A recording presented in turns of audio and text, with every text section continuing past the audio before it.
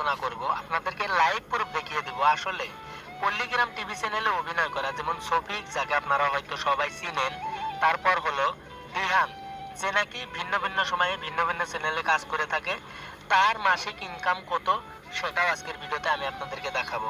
এক কথায় শফিক আর দিহান এই দুইজনের মধ্যে আসলে কার ইনকাম বেশি, কে ইউটিউব থেকে বেশি টাকা ইনকাম করে, সেটাই আজকের ভিডিওতে আপনাদেরকে লাইভ প্রুফ দেখিয়ে দেব।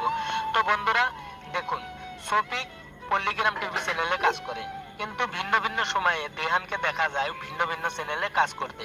তাই আজকের ভিডিওতে আমি আপনাদেরকে জানাবো আসলে কার ইনকাম বেশি, শফিকের নাকি দেহানের, কে বেশি টাকা মাইনে পায় এবং কি কে বেশি টাকা ইউটিউব থেকে ইনকাম করে, সেটাই আজকের ভিডিওতে আমি আপনাদের সামনে আলোচনা করব। বন্ধুরা সময় নষ্ট না করে শুরু করছি আজকের এই ভিডিও। বিশ্বের সব থেকে ছোট বালুর চরের জন্ম, নন স্যাটেলাইট জাদুল টেকনিক্যাল ইউটিউব চ্যানেল, ভিউজ না থাকা ভাইরাল 150 ফেসবুক পেজের পক্ষ